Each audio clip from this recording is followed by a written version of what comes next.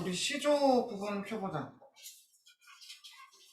우리 저번 주에 보려고 할 거지 했으니까 시조.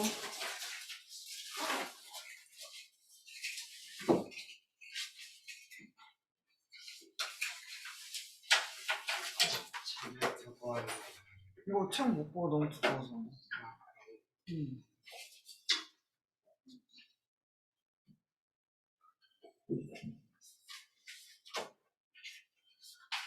PDF로 보여줄 테니까 그걸로라도 봐.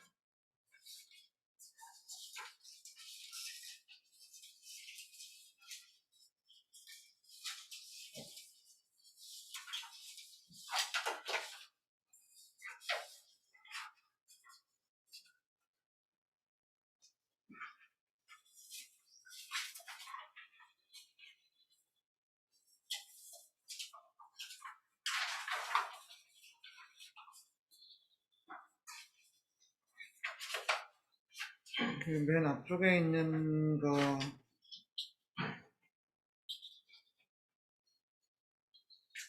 시조?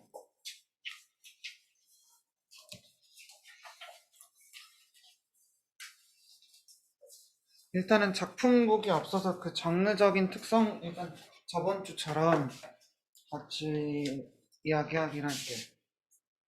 오늘 그냥 욕심내가지고 시조랑 가사를 둘 다 할지 아니면은 시조만 할지는 잘 모르겠는데 시조도 또 이제 조선 전기랑 후기가 또 나뉘거든? 그래서 시조 가사 한꺼번에 보면 좋긴 하지만 그냥 해보면서 할게. 아, 응? 누가 아까 들어왔는데? 그리고 생각해보니까 너네 이제 고1은 2학기 때 문법 되게 많이 해서 작전 요구 애들은 뭐 1학기 때 문법을 하긴 했는데 나머지 학교들은 2학기 때 어려운 문법을 하거든? 고1도 특강을 들었어야 됐던 게 맞는 것 같아, 문법. 지금 문법 특강 듣는 게 누구지? 민규만 듣나? 다른 사람은 안 듣나?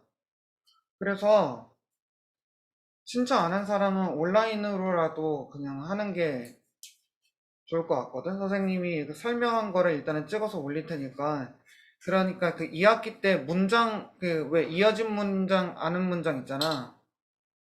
뭔지 알지? 이어진 문장, 아는 문장, 그리고 이제 아는 문장에서 관형절 아는 문장 막 그런 거. 하여튼 그 내용이 2학기 때 나와. 그리고 또 뭐 시제 나오고, 높임 표현 나오고, 싹 다 2학기 때 한꺼번에 나오거든. 그리고 그거를 기반으로 해서 중세국어 문법을 해야 되는 거라서. 일단 그거 하려면 여튼간에 단어에 대한 뭐 품사도 일단 복습을 해야 되는 거잖아. 그러면은 여튼 개념들, 문법 기본적인 개념들을 복습은 해야 될 것 같아. 그러면은 일단 선생님이 그 다른 애들, 고3 애들 때문에 찍어서 올리는 게 있는데 그것들도 이제 너희들 보고 풀고 하는 걸로 하죠. 오늘 가기 전에 일단은 그 교재 주기는 할게. 알겠지? 그래서 그거 풀고 다음 주에 일단은 한 번씩 나한테 검사 받는 걸로. 문제를 많이 푸는 거는 안 하고 그 온라인으로 보는 사람들은 거기에 빈칸 채워넣는 그런 것들이 있거든. 그런 거는 해놔야 뭐 나중에 시험 기간 돼가지고 그거 따라갈 수 있겠지. 그렇게라도 하는 걸로 하자. 자, 일단은 11, 이거 페이지가 이제 10페이지, 11페이지 정도 될 것 같아. 시조는 그 조선 전기부터 활발하게 창작이 되는 거는 맞아. 그런데 고려 중기 말기 요쯤부터 발생했다고는 하거든. 그래서 이제 조선 초부터 일단 아주 활발하게 불리기 시작했고, 일단은 내용, 형식,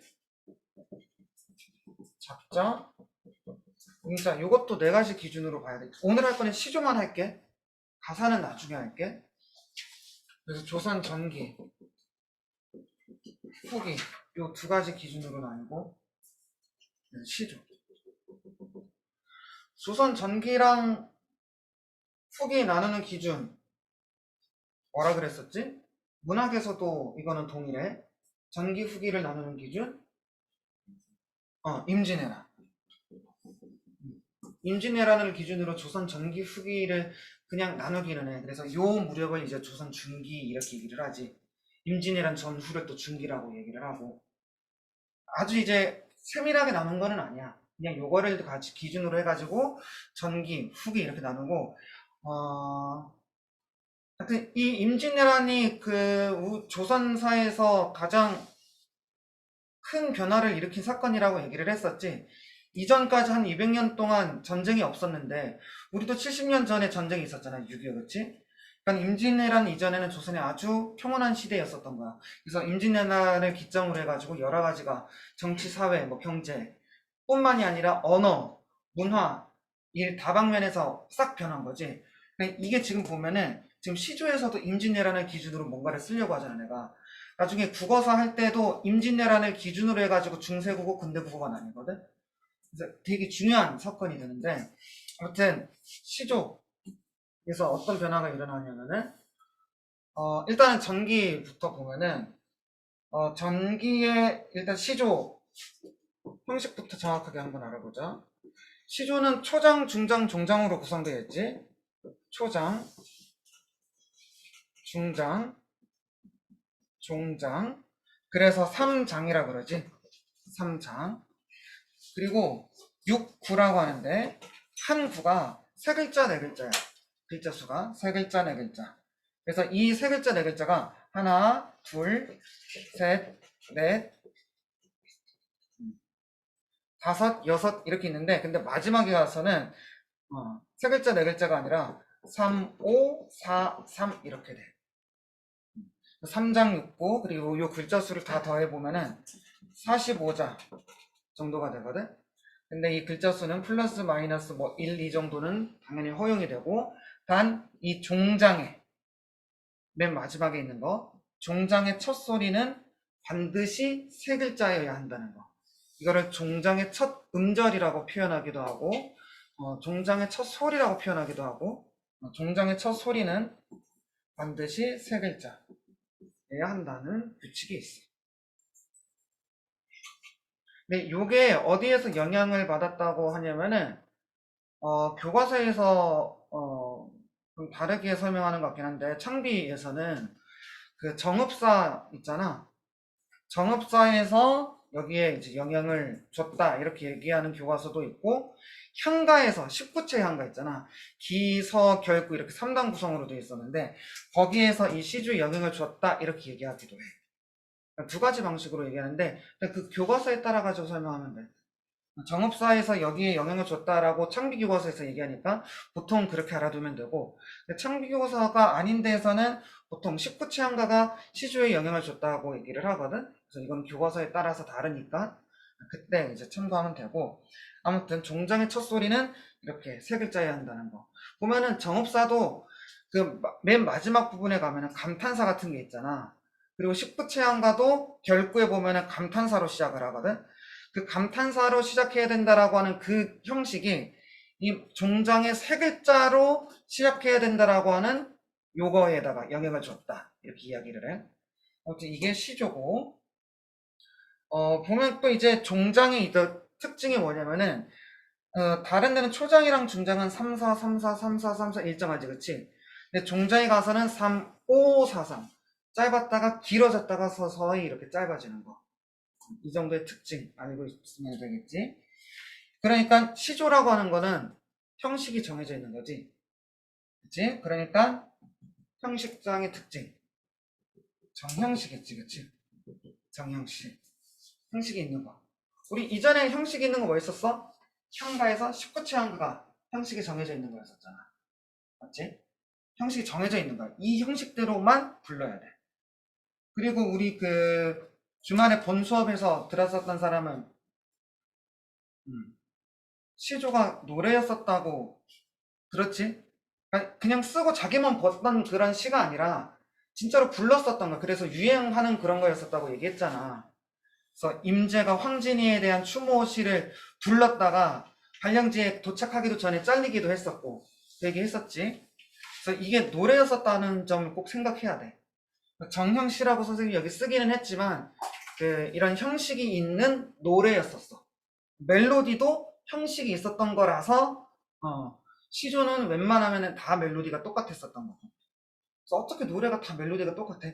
그런 형식이었었던 거야. 자, 그래서 이런 어떤 문화를 즐기는 태도, 그러니까 그런 걸 배워야 되겠지, 그치? 그러니까 작자 이름이 있어 없어? 조선 전기니까 이런 태도를 배울 수 있는 계층이어야 되니까 이름을 남길 수 있는 거여야 되겠지. 그러니까 작자 이름이 웬만하면 있겠지, 그치? 이 조선 전기 이름을 남길 수 있는 사람들, 신분들 대부분 어떤 사람들이야? 대부분 양반이잖아, 그치? 대부분 양반이라서 조선 전기의 시조들은 내용이 양반들이 좋아하는 내용들이야. 그래서 뻔해. 안빈낙도. 그래서 이런 내용들이야. 안빈낙도, 강호가도. 안빈낙도는 뭐지? 아니, 안정감을 느끼다 할 때 그 안이거든? 빈, 가난할 빈이야. 그러니까 가난함을 즐기는 그런 태도 같은 것들이거든? 보면은 되게 양반, 이름이 있으면 양반이야. 못 살지 않았어. 그런데 자연 속에서 유유자적한 삶을 사는 그런 내용들의 시를 쓰고, 강호가도, 강호, 강과 호수거든? 뭐를 가리키는 거? 자연을 가리키는 거. 이것도 하나의 그 비유법이야. 강과 호수, 자연의 일부를 가지고 자연의 전체를 가리키는 거. 대유법이라고 하거든? 자연을 즐기는 태도. 안빈낙도 강호가도 그 양반들이 좋아하는 그런, 그러니까 약간 유행하는 태도였거든. 우리 요즘에 그냥 멋스러운 태도 뭐 있지? 뭔가 멋있다라고 하는 그런 태도 뭐 없나? 이제 시크하다 이런 표현도 안 쓰지. 그런 비슷한 거 뭐 있어? 아무튼 양반들한테는 이 당시 이게 멋스러운 그런 거였었어. 다 이런 척을 했었던 거지. 가난하지 않아도 되게 잘 살아도 가난한 척하고 자연 속에 없고 도시 속에 살고 있어도 강호가도 노래를 부르고 이게 유행했었던 거. 그 다음에 연군지정, 임금을 그리워하는 태도 이런 노래들이 많았어.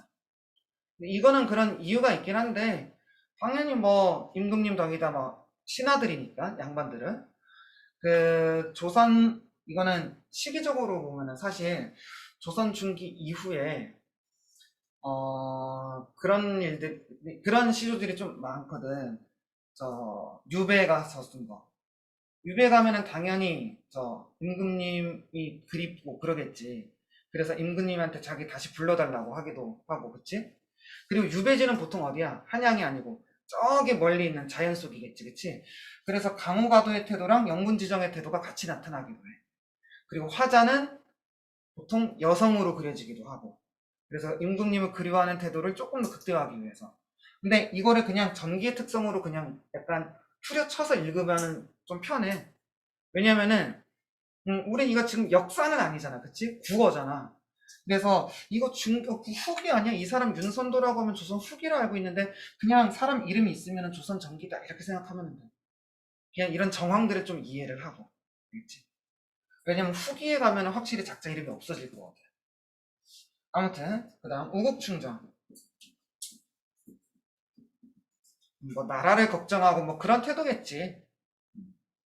그러면은 양반 이름이 있으면은 이러한 내용으로 읽어주면 돼. 그러니까 이런 게 왜 좀 편하냐면은 왜 한자어도 많이 나오고 옛날 말도 많이 나오고 하니까 작품 읽기가 어려울 때가 있어. 물론 내신에 있는 거는 우리가 빼곡히 밑에 막 적어가면서 외울 거야. 그래서 대비가 돼. 그거는 괜찮은데, 아니, 괜찮다기보다 할 수 있는데, 왜 외부 지문으로 학교 선생님들께서 그런 거 시조나 가사 같은 거 가지고 올 때 있어. 그러면은 대비가 안 되겠지, 그치? 대략적으로 이름이 있고, 이런 3장육구 45전에 딱 지키고, 정형시고, 그러면은 이거에 대충 끼워서 읽어주면 되잖아. 그치? 그럼 대략적으로 읽히거든. 이런 식으로 접근하라고 선생님이 얘기해주는 거야. 근데 물론 그거 있어. 이건 지금 조선이야. 근데 조선 이전에 쓰인 시조도 있긴 있어. 고려 때.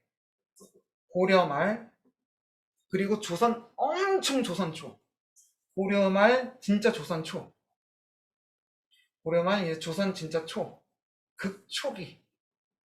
어떤 사람들이 쓴 게 있냐면은, 고려의 충신이었었던 사람들.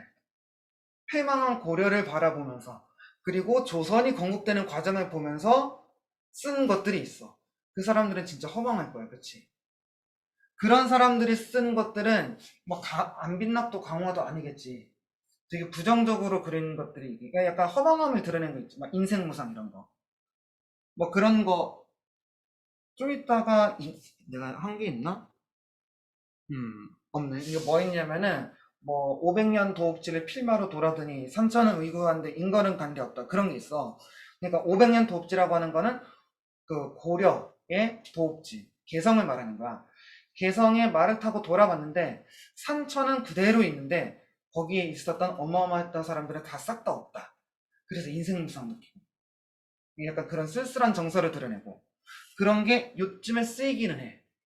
그러니까 그런 거는 또 약간 특유의 태도가 있잖아. 그건 또 인생무상이라고 하는 이런 키워드로 그냥 읽어주면 되는 거야.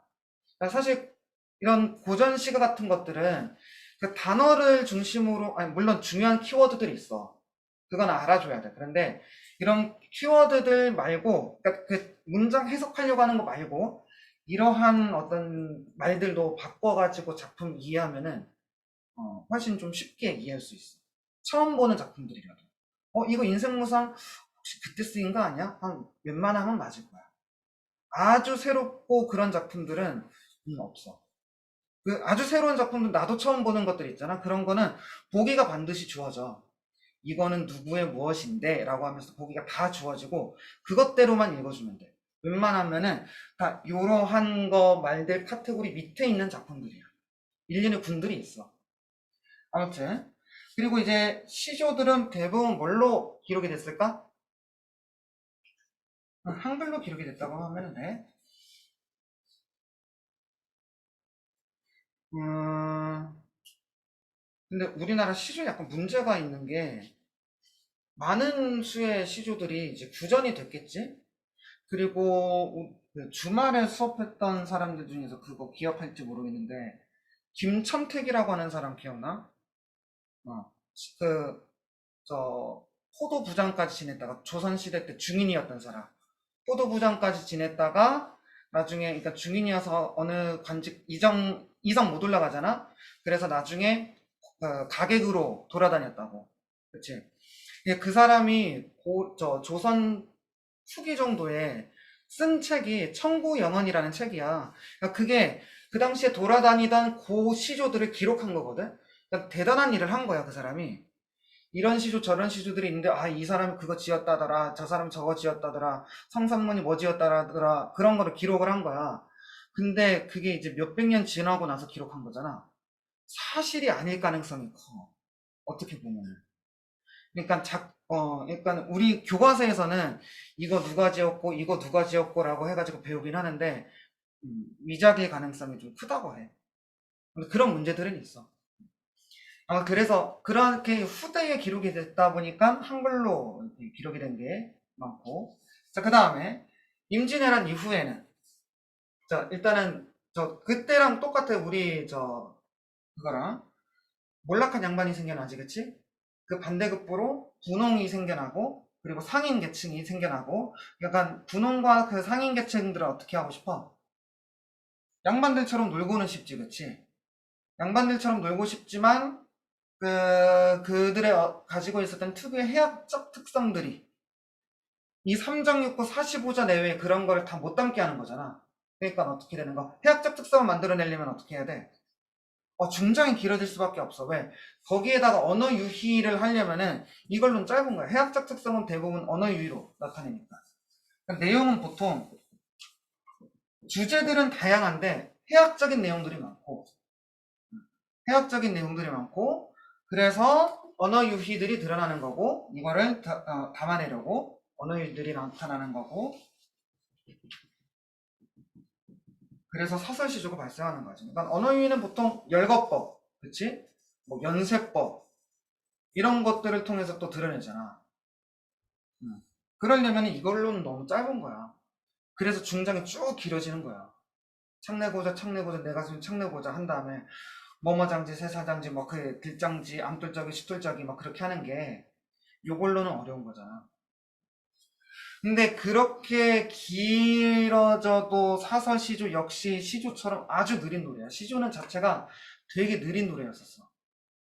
민요가 엄청 빠른 거지. 우리가 북치고 장구치고 하는 게 그게 민요라고 하면은 시조는 엄청 느린 거야. 그러니까 술 마실 때 우리 소주 먹는 거는 칵 이렇게 마시잖아. 끄덕이지만큼 마셨었던 것 같잖아. 시조는 근데 소주처럼 이렇게 마시는 게 아니라 양반들은 그 엄청 맑디 맑은 그 청주 같은 거 마셨잖아. 가야금 같은 거 띵띵 한 가닥씩 그렇게 타면서 마실 때 진짜 조금씩 마시면서 듣는 그리고 이렇게 부르는 노래였었거든. 조선 후기 때 평민이었었던 그 사람들이 그렇게 부르고 싶었었던 거야. 그런데 단지 길이만 길어졌을 뿐인 거고. 그렇게 생각하면은 네? 하여튼 이게 근데 사설시조인 경우에는 정형시로 취급하진 않는 것 같아. 그런데 이것도 역시 형식적인 어떤 특징이 있다고 얘기를 하지. 시조랑 동일해. 그거는 사설시조도 초장, 중장, 종장은 동일하게 가지고 와. 다만 중장이 길어지고 그런데 종장의 첫 소리 세 글자 여전히 유지되고 이거는 있어. 알겠지?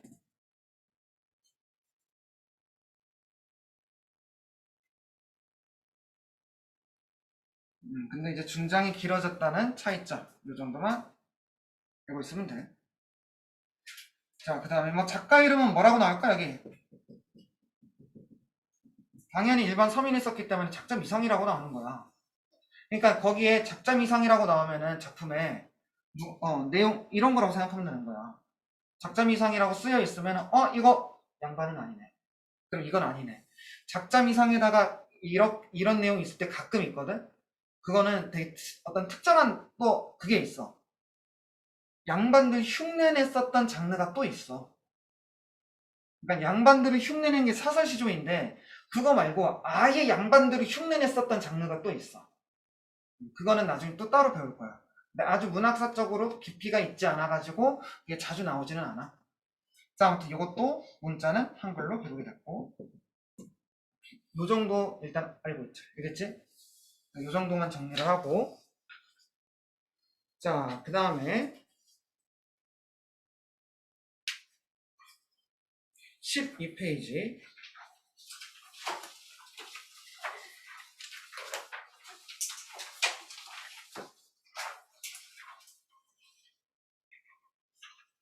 12페이지 종훈아 필기할 거는 있지?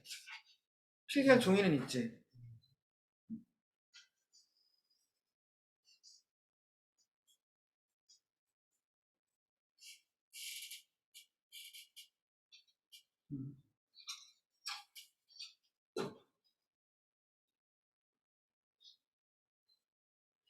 12페이지. 자, 이것도 일단은 작품 한번 같이 읽어보고,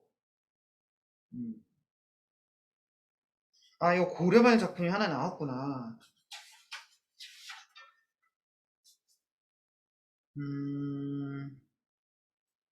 하나씩 한번 봐보자. 자, 가 봐보면 이게 쓴 사람이 누구라고 나와있어? 정몽주라고 나와있지? 고려말 충신이었었던 사람. 이 사람은 조선 개국에 참여하지 않아? 참여하지 않지, 그치? 그 내용 담가라고 하는데 이것도 되게 나중에 기록이 됐거든? 그래서 뭔가 믿을 수 없긴 한데 우리는 그것까지는 알 필요는 없고 그냥 이 사람이 썼다 이렇게만 알고 있으면 되고. 자, 봐보자. 이 몸이, 자, 그래도 요거 있잖아. 내용만 파악하면 안 되지, 우리 시조는. 이것도 개념어로 읽어야 되지. 표현상의 특징도 같이 우리 읽어나가자. 이 몸이라고 하니까 화자가 시표면에 드러난 거지. 이 몸이 죽어 반복법이네. 100번 고쳐주고. 봐봐. 지금 3434야. 그치? 글자수 3434고 이거 사음부 맞네. 그냥 시조. 여러 번 죽는다는 뜻이고 백골이 진토되어 넋이라도 있고 없고 그러니까 죽고 난 다음에 백골이 돼서 그 백골은 뼈잖아, 그치? 뼈가 진토, 흙이 되고 넋은 뭐? 영혼이잖아. 영혼이 있건 없건 간에 임향한 일편단심이야. 얘들아, 여기에서 임향한이 이게 세 글자야. 종장의 첫 소리 세 글자. 요거 지금 형식 지킨 거야. 알겠지? 이거 하나만 있다고 생각하면 안 되고 임향한 이렇게 해가지고 세 글자라고 생각해야 돼. 여기서 가리키는 임은 누굴까? 사랑하는 임이야? 그 어떤 배경과 관련해서 생각하면 임금님이라고 생각해야 되겠지? 어디 임금님? 고려 임금님이겠지? 고려 임금님 향한 일편단심이야. 가실 줄이 이시랴. 이시랴라고 알고 있으니까 이거 무슨 법? 위문문의 형식이니까 맞아. 서리법이지. 일편단심. 나는 우리 임에 대한 일편단심. 그러니까 조선 왕은 섬기지 않겠다라고 하는 태도를 드러내고 있다고 생각해야겠지? 이런 것들이 이제 고려 말에 있었어. 그 다음, 이게 작품 한번 봐보면, 이 사람도 약간 좀 비극적인 사람이기는 하지, 그치? 이 사람도 조선 전기 사람이긴 한데, 근데 조선 전기 시조 작품들이 뭐랄까 딱 이렇게 안 쓰인 것들이 좀 덜어 있어가지고 헷갈리는 게 있어서 나올 때마다 확인하면은 좋아. 이 사람도 그 집현전 학자이기까지 했었어. 조선 전기에. 근데 죽거든? 수양대군한테. 단종이 누군지 알지?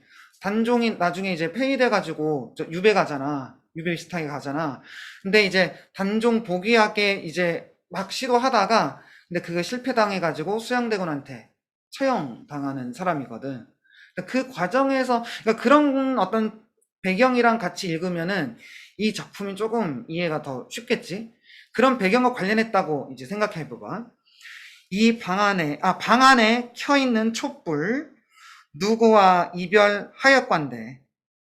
겉으로 눈물 지고 속 타는 줄 모르는가. 저 촛불 나와 같아서 속 타는 줄 모르도다. 처음부터 그러면 한번 봐보자. 방 안에 켜있는 촛불. 지금 이 촛불한테 감정이입한 걸 거야. 그치?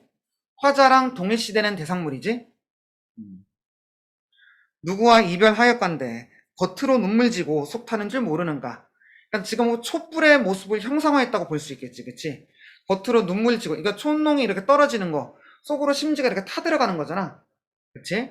그거를 가지고 지금 화자가 감정을 이입한 거야. 자신의 지금 슬픈 처지를 이입했기 때문에 그것을 또 슬프게 묘사를 하는 거겠지. 모르는가, 그리고 이것도 의문형 종결함이지?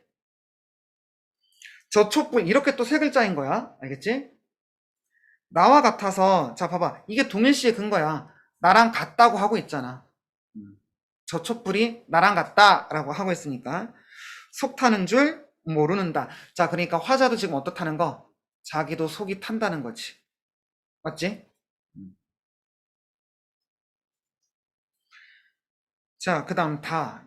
그러니까, 나 작품, 이게, 나 작품 쓴 이게 같은 경우에는, 국어사 공부하게 될 때, 그러니까 중세국어 공부할 때, 너네 이 사람, 이름까지는 못 들어도 이 사람이 쓴 책과 관련된 어떤 표현법을 배우게 되거든? 그 조선 전기의 표기법 중에, 훈민정음 표기법 중에, 그런 게 있어. 중국어를 표기하는 특유의 방식이 있어. 그 동국 정운식 표기라고 해서 이 당시에도 그런 게 있었을 거 아니야. 중국어를 표기 단독으로 하고 싶을 거 아니야. 왜냐면 얘네한테 제1 외국어가 뭐야? 영어가 아니고 얘네는 중국어잖아. 중국어만 단독으로 표기하는 방법에 대해서 연구를 했었거든, 한글로. 그래서 그거를 또 책을 써. 동국정운이라고 하는. 그 책을 편찬했던 사람이기도 했었어, 이게가. 근데 비극적으로 생을 마감했지.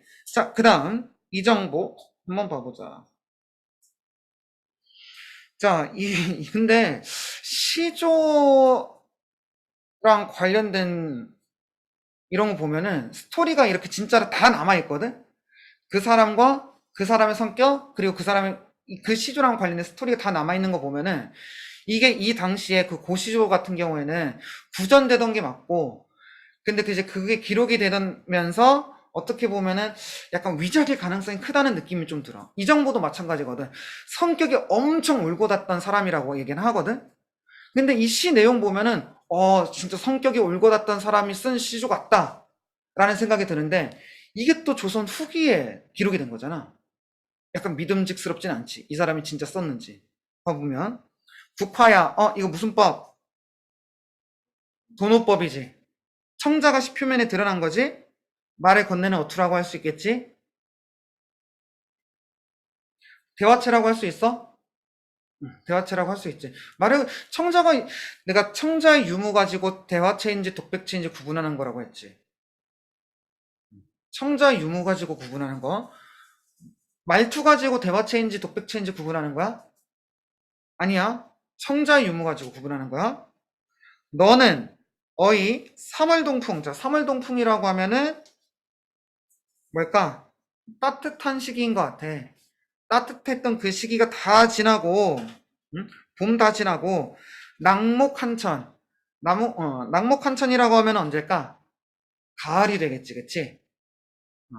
나뭇잎이 떨어지는 추운 시기에 홀로 피었는다. 자, 는다라고 해서 이거 평서문이라고 생각하지 말자. 이것도 고전시가에서 되게 자주 나오는 것 중에 하나인데,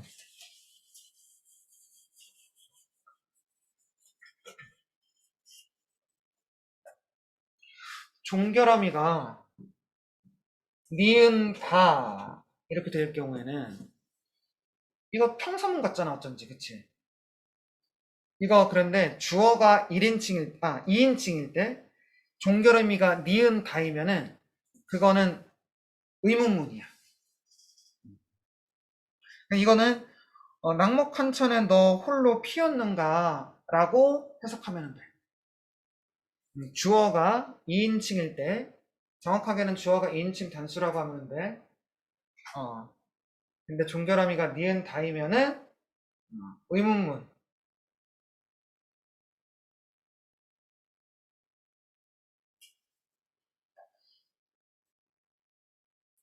자, 그 다음 종장 봐보면 아마도 이것도 세 글자지, 그치?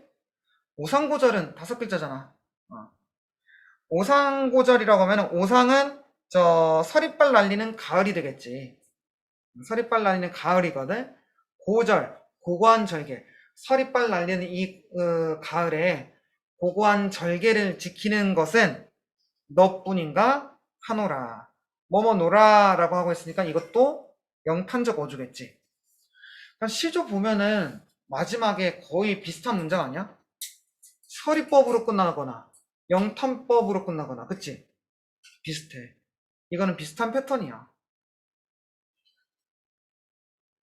자, 그 다음 이렇게까지 했으니까 뒤에 있는 거 일단 세 문제.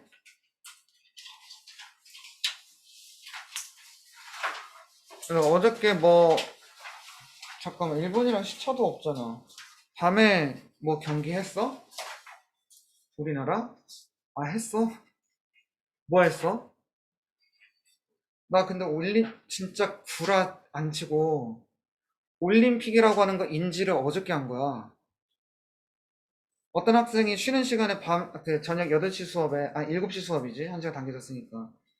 축구 본다 그러길래 왜 축구하냐고 그랬더니 올림픽이라고. 루마니아랑 한 거? 근데 그 학생이 어디 나라라고 물어보니까 득보 나라라고 해가지고 나한테 개욕 먹었거든. 루마니아가 득보 나라야? 동의하는 표정 짓지 마. 아무튼 자 이거 세 개 풀어보자.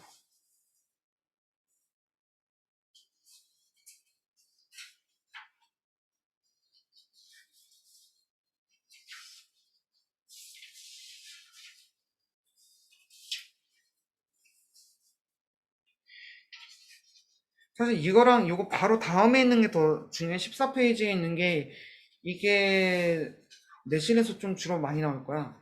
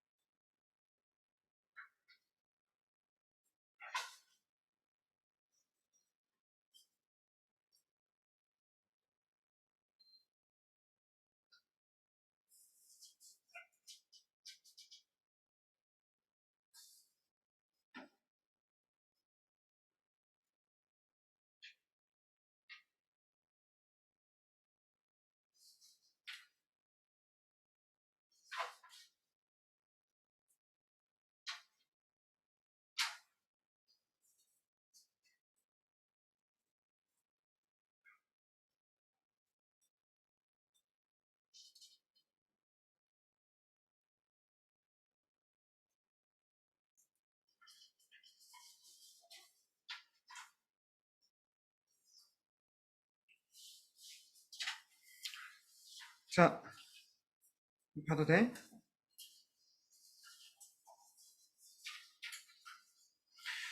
자, 근데 그거 뭐 말해야 되지? 사람이 아닌 대상한테 말을 건네는 것만으로도 그거는 뭐가 돼? 의인법이 되지. 그러니까 아까 다에서 국화야라고 하는 순간 도노법인 동시에 뭐가 되는 거? 의인법이야. 그리고 의인법은 또 비유법 중에 하나잖아. 맞지? 그러니까 비유가 나타났다라고 하면은 그것도 가능한 거야. 자, 1번 봐보자. 1번. 가, 다에 대한 설명으로 적절한 것은. 가는 근경에서 원경으로. 자, 일단 요거, 가만 가지고 한번 봐볼까? 가에서 근경에서 원경 있어 없어? 근경에서 원경은 무슨 뜻이지? 가까운 것을 보면서 가까운 것 보다가 이제 먼 것 보는 거지, 그치? 근경에서 원경이라고 할 수가 없지, 그치? 자, 그 다음 2번 봐보자. 자연물의 외양묘사 가에 있어 없어? 자연물과 관련된 게 가에 나타났나? 딱히 없지, 그치? 자연물의 그 외양묘사라고 하면은 나무의 어떤 그 외양 묘사를 하거나 아니면 하늘의 푸르름을 자세하게 묘사하거나 그런 게 있어야 되는데 그게 없지. 3번 가는 심경 변화에 따라 시상을 전개하고 있다. 심경 변화라고 하면은 처음에 긍정이었다가 뭐 부정이었다가 긍정인데, 이거 마지막에 또 그대로 나와 있지. 일편단심이라고 하고 있잖아. 신경변화 절대 아니지. 그 다음, 나랑 관련해서 보면은, 나에서는 원경에서 근경으로 시선이 이동하고 있다. 원경에서 근경, 나도 역시 아니라고 할 수 있겠지, 그치? 시선 이동이 안 나타났고, 그 다음, 이거, 우리 아까 3번도 아니리였으니까, 4번 봐보자. 4번에 영탄법 있어, 없어? 4번에. 나의 영탄적 어조. 나의 영탄적 어조 있긴 있어. 모로도다. 라고 할 때, 저 도다가 영탄적 정결함이를 나타내는 거이기는 해. 자, 그런데, 이게 사실, 다와 달리가 아니야. 다에도 영탄적 어조는 있었으니까. 자, 그 다음에 5번. 나의 의인법 있어 없어? 다의 나의 이인법. 촛불이 이별하다라고 촛불이 이별하다라고 한 거니까 이것도 의인법이지, 그치? 촛불은 사람처럼 뭐 이별하거나 그럴 수 없으니까 이것도 의인법. 자, 그 다음에 다랑 관련해서 보면은 2번. 다에서 내적 독백 있어 없어? 내적 독백이 아니야, 이거는. 왜게? 대화체니까 내적 독백이라고 할 수가 없는 거야. 청자가 있으니까 이거는 대화체, 말을 건네는 어투야. 그치? 내적 독백이기 위해서는 청자가 10표면에 안 나타나야 되지? 그 다음, 4번이 아까 틀린 이유가 다에도 영탄법이 있다고 했었어. 다의 영탄법 뭐 있었어? 하노라 있었잖아. 그게 영탄법이야. 태훈아, 똑바로 앉아. 5번, 다의 의인법. 국화야 자체가 의인법이지? 그래서 정답은 5번. 자, 2번 봐보자. 저기 2번이 보기가 이게 좀 유명한 거야. 정몽주의 이 시조랑 이 이방원의 요 시조가 이 세트로 이렇게 같이 나와. 이게 답가 정도의 어떤 거라고 하거든. 정몽주가 나 참가 안 해 라고 하니까 이방원이 야 그래도 그 고려의 충신이었었으면 뭐 어때? 너 고려의 충신이었다가 조선의 충신이 될 수도 있지라고 하면서 이거 지었다라고 하는 거야. 이방원이 누구? 이성계의 그러니까 조선의 첫 왕의 아들인 거잖아. 개국 공신이기도 하지, 그치? 그러니까 정몽주를 엄청 꼬셨었던 거지. 그런 와중에 이거를 불렀다고 한 거야. 그러니까 약간 좀 뻥 같지 않아? 실제로 불렀었다라고 하는 측면에서는, 그치? 근데 여튼 우리는 그거는 알 필요는 없고. 자, 적절한 것은 1번 봐보자. 가와 복이 모두 세속과 타협하지 않으려는 화제의 의지가 종장에 집약되어 있다. 이거는 뭐가 아니야? 복이가 아니지. 가만 나타난 거지? 자, 우리 오답할 때 이렇게 정확하게 해야 된다고 했어. 2번, 가와 복이는 모두 각박한 세태를 제시하여, 자, 요게 아니야. 속세에서 벗어나고자 한다고 하는 거는, 이거는 거의 요런 것들이야. 안빈낙도 강호가도 같은 거. 그리고 요런 거 함정으로도 또 많이 나와. 조선 전기 시조 같은 것들이 안빈낙도 강호가던데, 물론 이거 이방원이가 조선 전기 뭐 그럴 수 있겠다고 쳐도, 이거는 어떤 특정한 사건과 관련된 거잖아. 조선 건국과 관련된 거잖아. 요때는 안민낙도 강화가도 영문지정 우국충정으로 읽으면 안 돼. 알겠지? 어. 그래서 속세에서 벗어나고자 하는 거 요거 아니야. 요 시기의 시조들 좀 알아두자. 얘네는 나올 때마다 알아두는 게 좋아. 3번. 가에서는 자기 신념에 따른 삶을 강조하고 있는 반면 맞지, 그치? 일편단시. 보기에서는 주어진 삶에 대한 수능을 강조하고 있다. 자, 그게 보기 한번 그래도 봐볼게. 이런들 어떠하며 저런들 어떠하리요. 자, 이것도 의문형 종결함이지, 그치? 의문형 종결함에다가 이것도 서리법에다가 비슷한 문장 구조를 반복한 대꾸법이기도 해. 만수상 들어뭉치기 얼거진들 어떠하리. 이것도 서리법이기도 한데, 자, 칠기 이렇게 자라날 때 이렇게 꼬여서 자라나는데, 그러니까 너 정몽주 물론 조선의 충신이었던 거 아는데, 아니죠. 고려 충신이었던 거 아는데, 이렇게 와서 조선에도 좀 힘을 써달라. 이 얘기야. 지금 그리고 칠게다가 그 비유를 한 거잖아. 그치? 비유도 사용이 된 거고. 우리도 이같이 얽어져. 너랑 나랑, 고려랑 조선이랑 얽어지자. 이 얘기지. 백년까지 누리리라. 영탄적 어조지? 100년이면 짧은 것 같지? 진짜 100년을 말한 걸까? 근데 옛날에는 100이라고 하는 게 평생 이 정도의 의미였었어. 영원히 이런 의미였었어. 자, 그 다음 4번. 가에서는 같은 처지에 있는 상대를 만난 기쁨 전이 아니지, 그치? 대조되는 거지.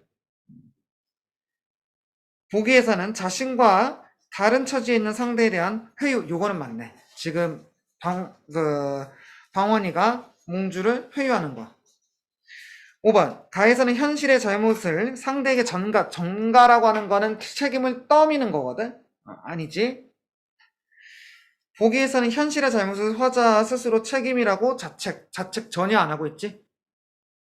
자, 3번 봐보자. 나와 다에 대한 이해로 적절하지 않은 것은, 자, 1번. 나의 화자는 자신의 속타는 심정을 초의 심지가 타면서 촌농이 흐르는 것에 빗대어 표현. 이게 비유지. 맞는 말이지. 그래서 이거 동일시라고 했어. 거기에다가 감정이입이기도 했고. 2번. 다의 네 홀론에는 다른 꽃들과 대조되는 국화의 속성이 드러나고 있다. 맞지? 그래서 그렇게 얘기하잖아. 오상고졸은 너뿐이다. 이게 또 근거지. 3번. 가에서는 뭐야? 나의 켜는 촛불과 다의 3월은 화자와 대상이 이별한 시간적 배경을 나타내고 있다. 자, 켜는 촛불에 이별한 그런 배경적인 내용이 나와 있어, 안 나와 있어? 이거 안 나와 있지, 그치? 그리고 3월에도 안 나와 있지. 그리고 이거 긍정 부정으로 접근할 수도 있어. 이별이라고 하면은 긍정이야, 부정이야? 부정이지. 3월은 긍정이야, 부정이야? 3월 아까 봐보면은 긍정적인 시간이야, 부정적인 시간이야? 긍정적인 시간이지. 이렇게 접근할 수도 있어. 문학 문제 접근할 때는 여러 가지 방법이 있는데 사실 여부를 통해서 접근할 수도 있고 긍정 부정의 정서를 통해서 접근할 수도 있고. 자, 그 다음 4번. 나의 이별에는 애상적 정서. 애상적이 그냥 슬픔 정도로 생각하면 돼. 슬픔의 정서 드러난 거잖아, 그치? 다의 오상고절에는 굳건한 절개. 이것도 양반들이 지키고자 하는 어떤 그런 정서, 그런 태도 맞거든? 변치 않는 태도야. 그리고 외부의 시련 속에서도 변치 않는 태도라고 생각하면 돼. 오상이라고 하면은 외부에서 들어오는 시련인 거야. 가을에 어떤 서리 같은 거니까 추위인 거잖아. 거기서도 변치 않는 거야. 죽지 않고 이파리가 떨어지지 않고 얼지 않고 그래서 칭송하는 거지. 자, 5번. 나의 저 촛불 날과 같으여에는 화자가 동일시하는 태도 맞지? 그래서 감정이입이기도 했고 다의 너쁜 기능인가 하노라에는 대상을 예찬하는 거 그래서 그 절개를 예찬하는다 그렇게 얘기했잖아. 맞고. 오케이. 그러면 조금 있다가 바로 뒤에 있는 14페이지에 10년을 경영하여라 그 사설시조 이 세 개 같이 할게. 잠깐 쉬자.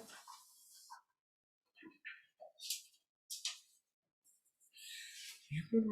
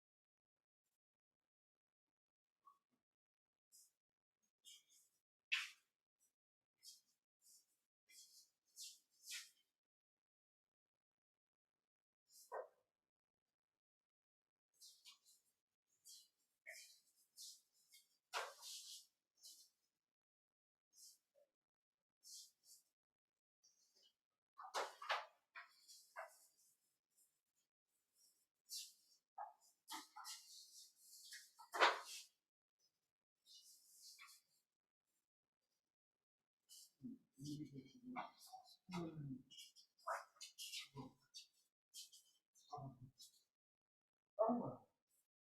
이게 조금 더 이걸 더 말할까?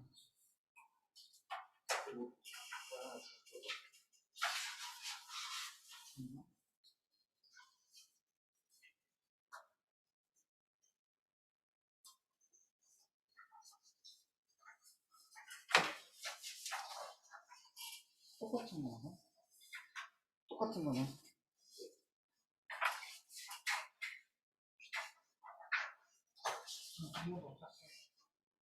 이거.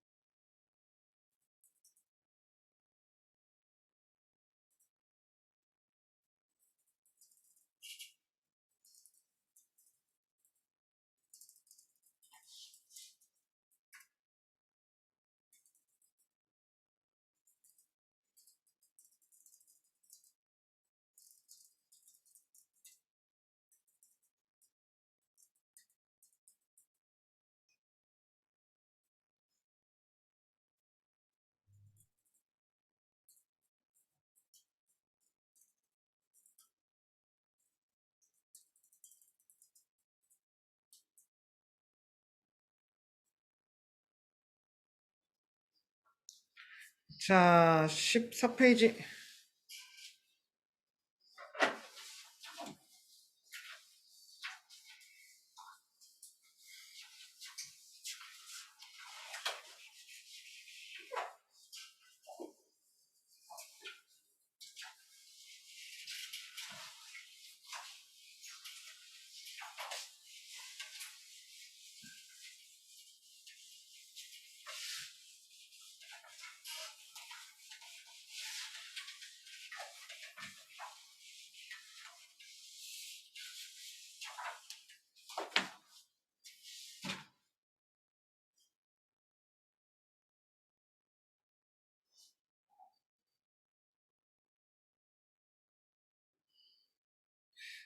다는 하지 말고.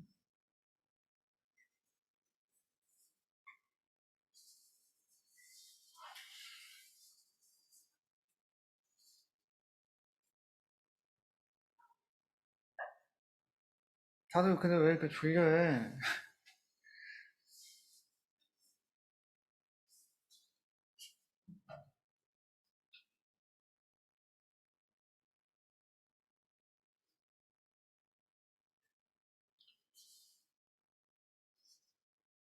자, 가가, 그러니까 14페이지의 가가 그 창비교과서 쓰는 사람들은 바로 할까 이게 5단원에 있는 거였었나? 그랬던 걸로 기억하거든. 5-1에 처음에 나오는 그 작품이 어렵진 않아.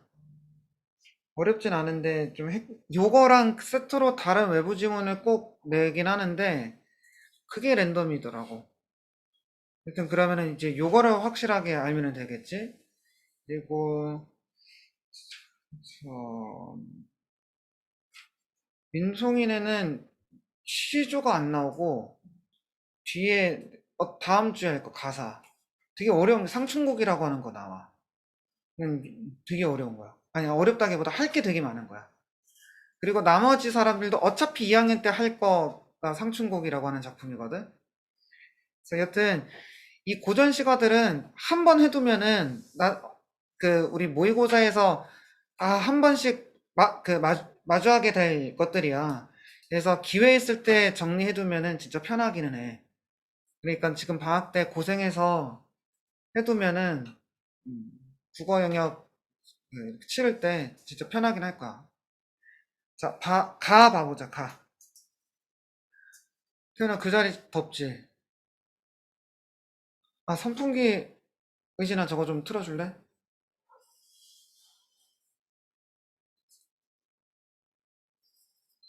하고, 그거를 엄청 세게 틀어야 돼.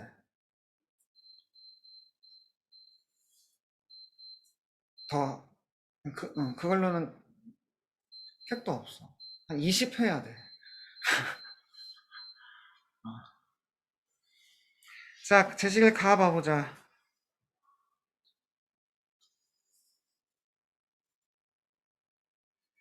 이 송순 같은 경우에는 올해 그 고3 수능 완성이라고 하는 그 EBS 연계가 되잖아.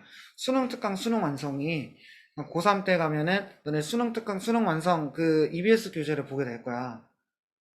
그러니까 연계율이 떨어졌다고 하더라도 국어는 수능 특강 수능 완성에 있는 문학 작품은 내신처럼 공부하게 되긴 하거든. 네, 거기에 이 송순이 쓴 면왕전가라고 하는 가사가 있어. 근데 그 고3 수능 특강 수능 완성을 조금 보기는 해야 되는데, 왜냐면은 학교 선생님들께서 외부 지문을 출제하실 때 그 해에 있는 수특 수완을 좀 참고하시더라고. 지금 송순 시조 있잖아? 창비 교과서 쓰는 사람들은. 근데 시조가 있으니까 아마 송순이 면왕전가 수완에 나왔으니까 그거 외부 지문처럼 활용하실 수도 있겠지. 그거 그냥 생각해 보는 거야. 근데 뭐 개념 수업 듣는 사람들은 그거 자료에 있으니까 참고하면 되고. 자, 같이 한번 봐볼게. 근데 이 송순 이 사람은 이 강호가도의 태도를 뭐랄까 선구자 같은 거야. 요 태도를 유행시킨 어떤 선구자라고 생각하면 좋고, 강호가도가 뭐라고? 자연 속에서 유유자적하는 삶을 그리는 태도라 그랬었지. 강호가 강과 호수, 자연을 의미하는 거라고 했었잖아. 그 표현 자체가 대유법이라고 했지. 자, 봐보면은 10년을 경영, 이거 실제로 송순이 어디에다가 자기 고향에다가 땅을 사고 나서 한 10년 있다가 집을 지었대. 그래서 10년을 경영하여라고 얘기를 하는 거거든. 그러니까 경영이 여기에서 그냥 노력, 계획했다 요 정도 의미라고 생각하면 돼. 10년을 계획해서. 그러니까 땅 사고 저기다가 집을 어떻게 짓지 이렇게 계획을 10년 동안 한 거겠지. 10년을 계획해서 경영하여 초려삼간 초가집이라고 생각하면 돼. 초가집 방 3칸짜리야. 지어내니 나 한 칸. 화자가 표면에 드러났지. 자, 방 3칸이니까 그 한 칸을 나 한 칸. 달 한 칸. 청풍, 푸른바람 한 칸에 맡겨두고 강산. 예, 강산은 강과 산을 말하는 거겠지. 강산은 들여놓을 데가 없으니 왜? 방이 꽉 찼잖아. 3칸이 다 찼잖아. 들여놓을 데가 없으니 둘러두고 보리라. 자, 일단은 하나씩 봐보면은 나라고 하니까 화자가 표면에 드러났고 달이랑 청풍을 방에 다 들여놓는다. 친구처럼 들여놓는 거거든. 그래서 요걸 뭐라고 하냐면은 무라일체의 태도라 그래. 자기 집이라고 하는 거는 자기 자신과도 같은 공간이잖아. 거기에다가 외부에 있는 자연물들을 들여놓는다 그러니까 저기 있는 사물인 자연물과 내가 하나가 되려고 하는 태도다라고 해서 무라일체의 태도라 그래. 알겠지? 맡겨두고 강산이라고 하면 여기에서는 강우가도라고 할 때 그 어떤 강산이라고 생각하지 말고 실제 강산이라고 생각하면 좋거든. 그래서 집을 이렇게 지었잖아. 초가집 이렇게 지었으니까 방 3칸짜리 이렇게 지었어. 근데 3칸이 다 찬 거잖아. 그래서 강과 산을 들여놓을 데가 없으니까 그 집 주변에다가 이렇게 둘러두겠다는 거야. 강을 뭐 배산 임수니까 산 이렇게 두고 이렇게 물 이렇게 흐르게 하고 병풍처럼 이렇게 둘러둔다 표현을 하거든. 창비 교과서에서는 병풍처럼이라고 표현을 하더라고. 이렇게 둘러두겠다라고 얘기를 할 수 있겠지. 강사는 들릴 데가 없으니 둘러두고 보리라. 뭐뭐 하리라니까 이거 영탄적 어조. 그치? 자연친화적 태도고 강호가도 맞고 무라일체의 태도라고 하면 되고 무라일체가 자연과 내가 하나가 되는 거 맞아. 자, 그리고 요거 있잖아. 원경에서 근경이라고 하기도 해. 원경에서 근경 하기도 하고, 왜냐면은 자기 집 보고 있잖아. 그치? 나 한 칸, 초가집 하나 지어서, 그래서 나 한 칸 쓰고, 달 한 칸 쓰고, 푸른바람 한 칸 쓰고, 그런데 저기 있는 강산은 어떻게 하지? 그냥 이렇게 둘러두고 그러니까 이렇게 둘러두고 봐야지. 내 집 이렇게 보다가 강과 산 이렇게 본 거잖아. 그래서 원경에서 근경이라고 표현하기도 해. 그러니까 이런 식이야. 그러니까 원경에서 근경, 근경에서 원경이라고 하려면은 단서가 있어야 돼. 초래섬과는 내 집이지, 강산은 저기 멀리 있는 거지. 이런 식으로 근거가 있어야 된다고 생각하자. 자, 그 다음, 조창한에 빈천을 풀다 하고, 자, 빈천이라고 하면은 가난이야. 가난을 팔려고 해서 권문, 권세의 그 문이니까 권세가의 문일 거야. 그러니까 권세가의 집 정도가 되겠지? 권세가의 집에 들어가니 침 없는 흥정. 그러니까 치다라고 하면은 값을 치다 이 정도의 의미야. 침 없는 흥정을 누가 먼저 하려고 하리. 자, 서리법이지. 그냥 이 가난을 팔려고 잘 사는 사람한테 집에 들어갔어. 가난 좀 사세요. 이렇게 했는데, 이거는 팔아봤자 그 사람이 사봤자 손해인 거잖아. 그치? 그러니까 값을 칠 수가 없는 건데, 이거를 누가 흥정을 하겠느냐. 그래서, 음, 그 사람이 그랬대. 이거는 그 상대에서 얘기를 한 거야. 상대가 권세가에서. 그래서 강산과 풍어를 달라라고 했나 봐. 권세가가 강산과 그런 풍어를 달라라고 하니 그는 그리 못하리. 나는 그렇게 못하겠다라고 자기는 대답했대. 왜냐면은 나는 뭘 가지고 가난하지만 강산과 풍어를 즐기는 태도로서 삶을 살아가고 있는데, 권세가가 그래 나 그 가난 살게, 그러면 너 강산이랑 풍어를 줘라 이렇게 했는데, 나는 그렇게 못하겠다라고 한 거야. 되겠지? 자, 여거 화자가 시표면에 드러났어 안 드러났어? 화자가 시표면에 여기 드러나려면은 나 또는 우리라고 해야 되지. 그치? 나 또는 우리라고 하는 표현이 있을까 없을까? 나 또는 우리가 없지. 그치? 그러니까 표면에는 안 드러난 거야. 하지만 화자가 없다고 할 수 있어? 그건 아니지. 표면에만 안 드러났을 뿐 화자는 존재하는 거지. 자, 그 다음에 얘들아, 이 제식을 다가 이게 사설시조야. 이게 중장에 쭉 길어졌지? 그리고 봐봐. 작자 미상이지? 그러니까 일반적인 평민이 쓴 사설시조인 거. 그런데 사설시조도 역시 초장, 중장, 종장으로 구성되어 있어야 돼. 논밭가라 그게 초장이야. 낫가라 허리에 차고 그 부분부터 저 콧노래 조다가 요 부분까지가 중장이야. 되게 길지. 그 다음에 석양이 재 넘어갈 때 요 부분이 종장이지. 그런데 종장의 첫 소리 석양이 세 글자 여전히 유지돼. 사설시조는 여튼 초중종장 이 3장의 형태는 그대로 유지되고, 그리고 이제 종장의 첫 소리 세 글자라고 하는 것도 그대로 유지가 되고, 그냥 요거 아주 중요한 시조는 아니긴 하거든. 그냥 내용만 빠르게 볼게. 그냥 농가라 김매고 대잔방이 다임쳐 신들매고. 그러니까 그 농가라서 김매고 하다가 이제 바지에 그 끝에 이렇게 매고 끝매고 신 들쳐매고 낫가라 허리에 차고 도끼가라 둘러매고 무림산중 들어가서 삭다리 마른 섭풀 백원이 베이거니 지기에 짊어 지팡이 받쳐놓고 샘물 찾아가서 점심밥 부셔 먹어. 이것도 약간 웃기지 않아? 우리 도시락 부쉈다라고 할 때 그거랑 좀 표현 비슷하잖아. 나 점심 부쉈어. 어.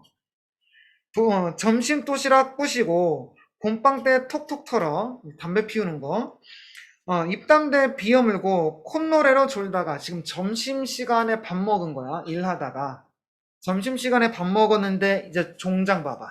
석양 잠깐 졸았더니 해 질 무렵이 돼버린 거지. 석양이 재 넘어갈 재. 얘들아, 재라고 하는 표현은 자주 나오니까 알아두자. 고개야, 고개. 그치? 재 하면은 고개야.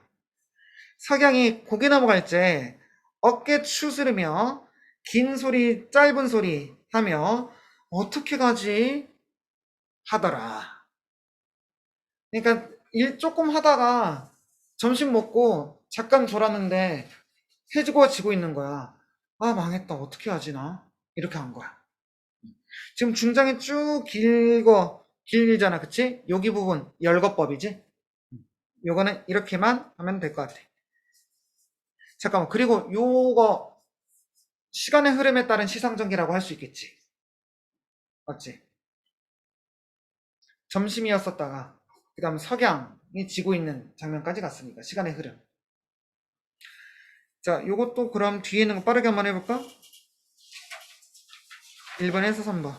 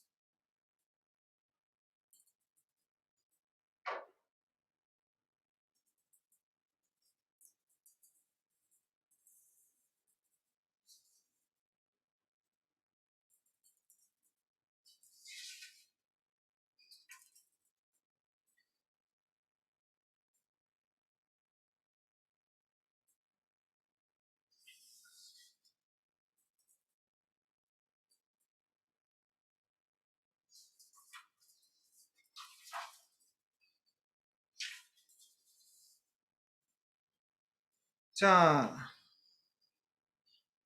가보자. 정답 4, 4, 3, 4, 4, 3,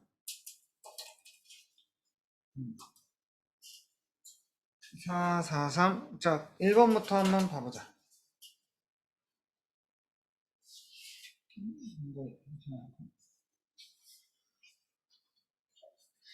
자, 가의 의인법. 자, 1번에 1번. 의인법 있어? 자, 달이랑 청풍에 맡겨둔다라고 하는 것 자체가 의인화한 거잖아. 그치? 그래서 아까 의인법이라고 했지? 자, 그 다음에 2번. 나의 서리법. 어느 거가 서리법이지?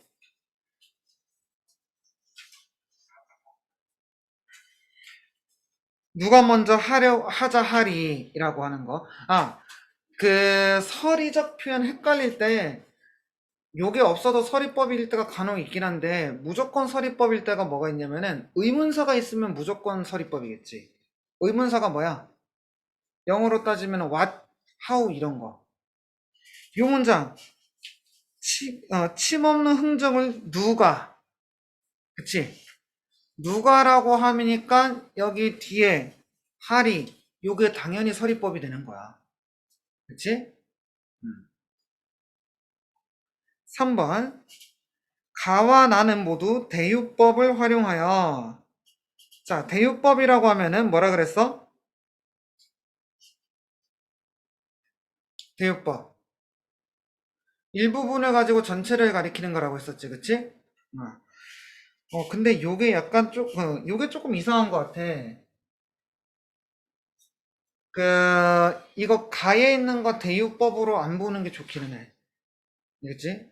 가에 있는 거, 여기 있는 거, 왜냐면은 실제 강과선을 말하는 거니까. 가에 있는 거 대유법으로 보지 말자. 근데 이거 뭔가 좀 문제 이상하다고 생각을 했거든? 자, 그리고 나의 대유법. 이것도 대유법, 이거는 뭐 대유법으로 본다고 하더라도 가는 확실히 아니거든? 그래서 이거는 그냥 넘어가, 3번은. 3번은 약간 출제 오류 같아. 4번. 다와 달리 나는 시간의 흐름을 통해 화자의 생각을 드러내고 있다. 그 시간의 흐름이 명확하게 나타난 거는 오히려 뭐지? 다는 시간의 흐름이 나타났지, 그치? 나의 시간의 흐름 나타났어, 안 나타났어? 시간의 흐름이 나타나려면은 시간의 흐름과 관련된 표현이 있어야 된다고 얘기했었어. 나의 시간의 흐름이 표현이 있나 없나? 그런 표현이 명확하게 나타난 건 없어. 그치? 그래서 오히려 요거는 나랑 관련됐다고 볼 수 있고, 그래서 적절하지 않은 건 4번이긴 한데, 이거는 3번도 일단 아니라고 하자. 근데 요거는 학교에 따라서 다를 수는 있긴 있어. 내신에 따라서. 자, 그 다음 5번. 가나와 달리 다는 음성상징어를 활용하여 화자 행동을 묘사하고 있다. 음성상징어가 뭐야? 의성어 의태어지. 다의 음성상징어 뭐 있어? 곰방대를 톡톡. 톡톡이 음성상징어네. 그 다음 2번 봐보자. 보기를 참고하여 가, 다를 감상한 내용으로 적절하지 않은 것은 자연을 즐기는 방식 중에 하나인 유거는 자연의 아름다운 곳을 찾아다니며 기행 형식으로 자연을 예찬하는 탐승과 달리 작가가 응가하는 공간이나 일상적 생활 공간 주의를 논일며 자연을 즐기는 방식이다. 일반적으로 유거를 노래하는 작품들은 자연에 응가하는 즐거움을 노래하는 한편 일상과 어우러져 익숙한 공간에서 편안하게 지내는 심리적 만족감을 표출한다. 1번 봐보자. 초려삼가는 속세를 떠나 자연 속에서 소박하게 응가하려는 공간이다.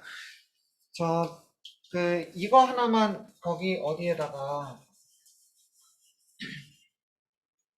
여기에서는 그 대비가 나타나진 않았는데 조금 더 긴 작품들의 연시조 같은 거에나 이런 게 좀 대비가 잘 드러나지. 알고 있는 사람도 있지. 자연과 속세의 대비, 그치? 긍정적인 자연. 부정적인 속세. 보통 부정적인데 부정적이지 않을 때도 있었지. 맞지? 단순히 대비만 이루어질 때도 있다는 거. 자연이라고 하면은 뭐 강산. 우리 오늘 한 작품에서는 강산, 강호 이런 표현들이잖아. 달, 청풍. 그치? 이런 게 자연에 해당하는 거라면은 근데 요거 말고 이제 임천 이런 것도 자연에 해당하는 거야. 근데 우리 속세에 해당하는 그런 시어들 고전에 많이 나오는 거는 그냥 알아두어야 되는 것들이 있어. 홍진 이런 거. 풍진. 이 진이 뭐지? 먼지잖아. 그치? 먼지인데 홍진이라고 하면 붉은 먼지인데 붉은 먼지는 옷에 묻으면 옷을 더럽게 하는 거잖아. 나를 더럽히는 거거든. 나를 더럽히는 속세 같은 거야. 그러니까 우리 세상살이 하다가 와, 내가 세상에 때가 많이 묻었다 이런 표현 하잖아. 그 세상 속세. 그래서 얘들아 세상도 보통 속세의 의미를 지니고 있어. 인간 이라고 하면 그것도 속세. 그래서 세상, 인간 이런 시어들도 부정적인 속세의 의미를 지닐 때가 많아요. 그러니까 인간이라고 하면 그냥 사람들을 의미하는 게 아니라 부정적인 속세랑 관련될 때가 있어서 이거는 알아두는 게 좋아요.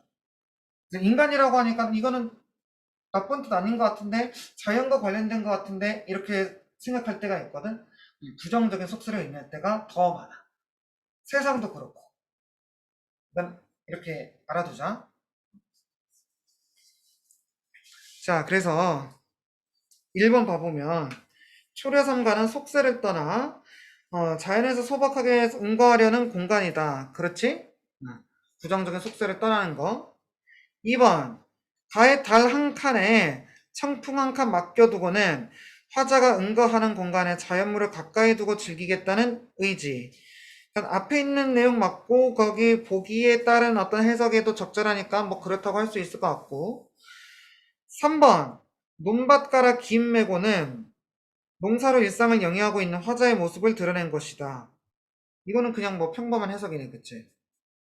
4번 무림산 중 들어가서는 일상적인 생활 공간에서 벗어나 자연의 아름다운 것을 찾겠다는 화자의 의지. 이게 왜 하니까 일상적 생활 공간에서 벗어난다라고 하는 표현이 오히려 아니지. 왜냐면 이미 화자는 일상적 생활 공간에서 벗어나서 일을 하고 있었거든. 그 중에서 그냥 밥을 먹으려고 산에 들어갔을 뿐이야. 이미 일상의 공간에서 벗어나 있는 상태였었어.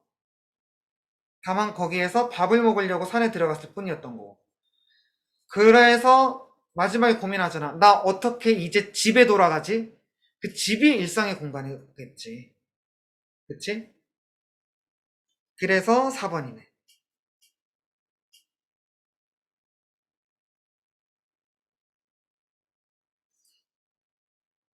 그래서 그냥 3번 가볼게.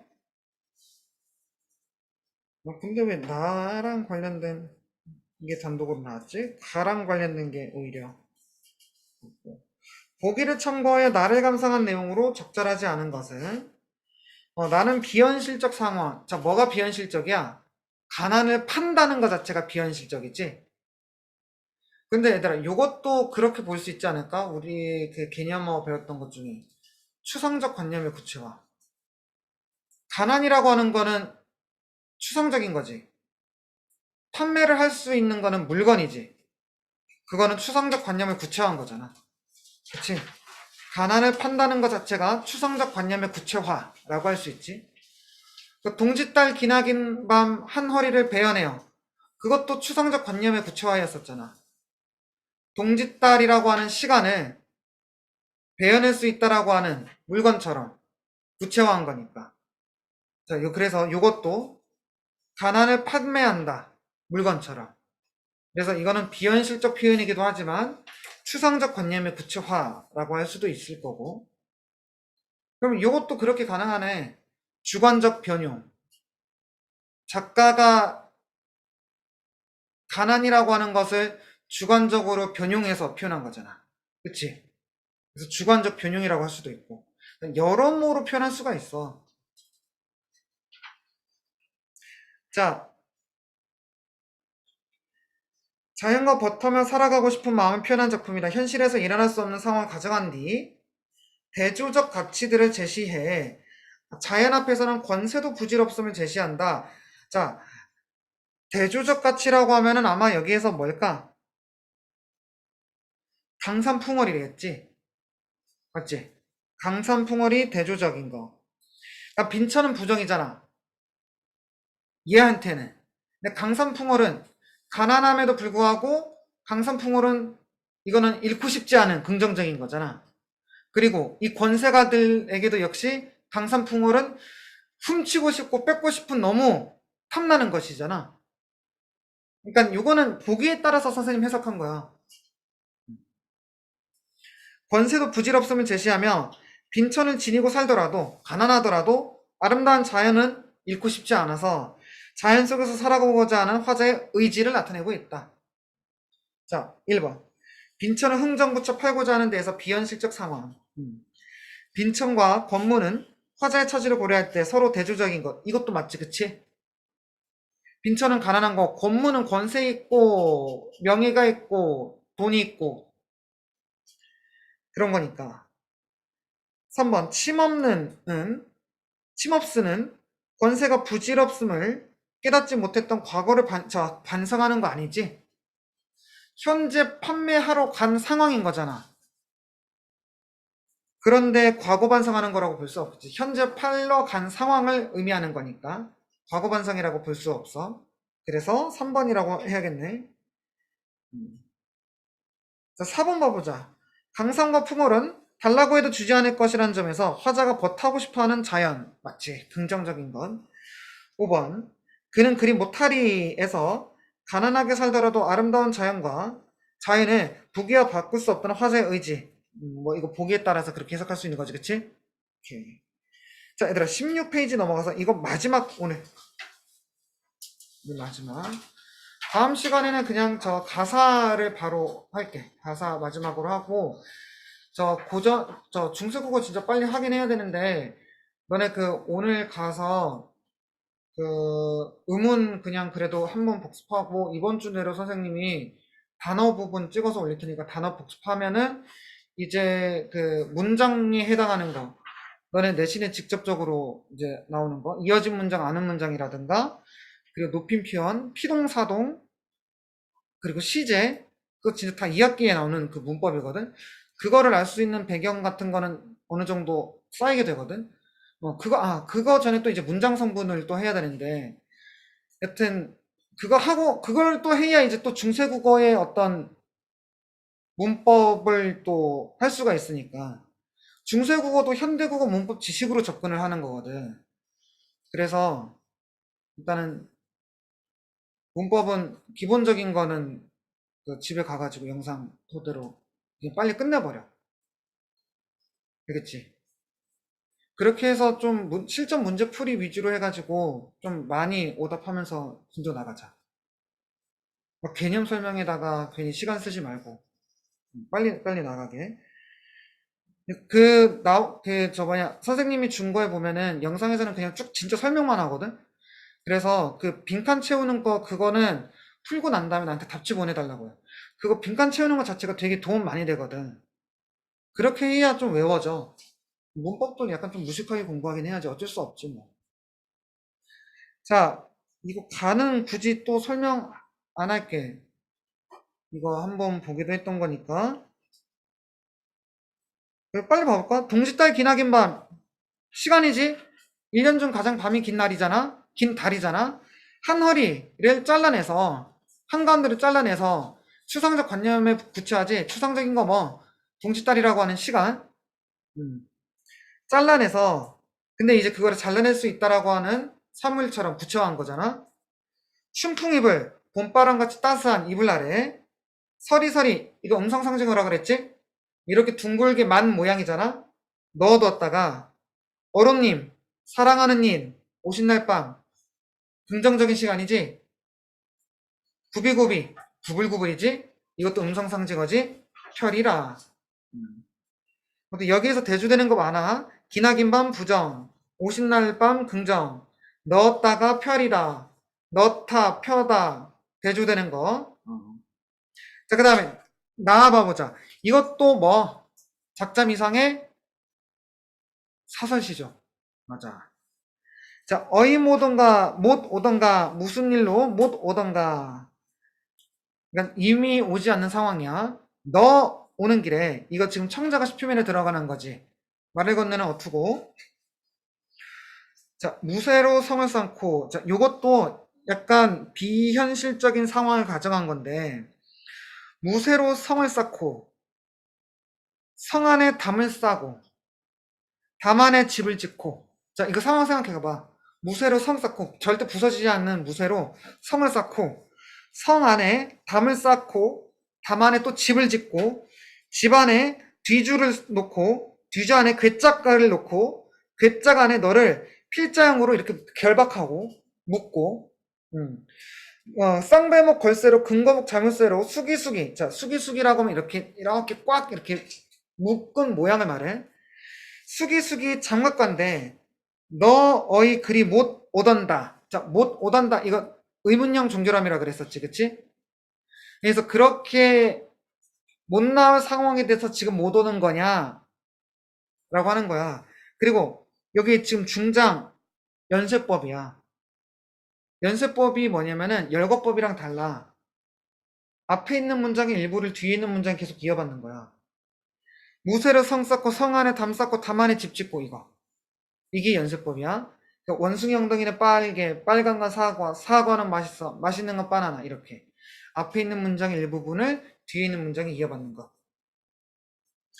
자, 그 다음에 뭐 대꾸법이라고도 할 수 있지. 비슷한 문장 구조 반복이니까 기본적으로. 한 해도 12달이요. 한 달도 30날인데 날 부러 올 하루 없으랴. 서리법이지. 그리고 이것도 원망의 태도가 드러난다고 할 수 있을 것 같아. 원망을 하고 있는 거. 자, 다 봐보자, 다. 근데 뒤에 있는 세 문제는 그냥 숙제로 낼 테니까 이거 봐보게. 다.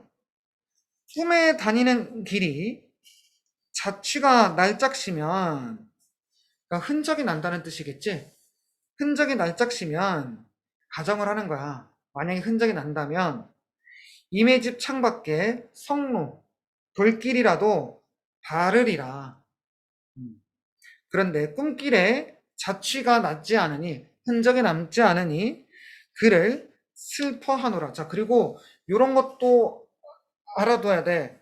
슬퍼하다라고 하는 거는 화자의 정사가 직접적으로 드러나는 거지, 그치?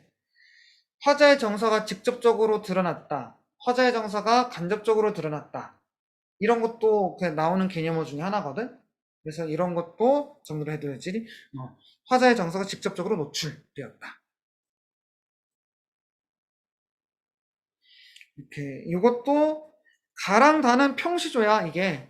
3장 6구 45자 내외를 지킨 거. 나가 사설시조야, 중장에 쭉 길어진 거. 알겠지? 이게 두 가지가 차이가 있어. 오케이. 자, 뒤에 있는 거 풀면은 해설하기 조금 시간이 모자라니까. 일단 이 뒤에 있는 거는 얘들아, 세 문제는 그냥 숙제로 낼게. 이거 세 개는 숙제로 하고, 다음 시간에 오면은,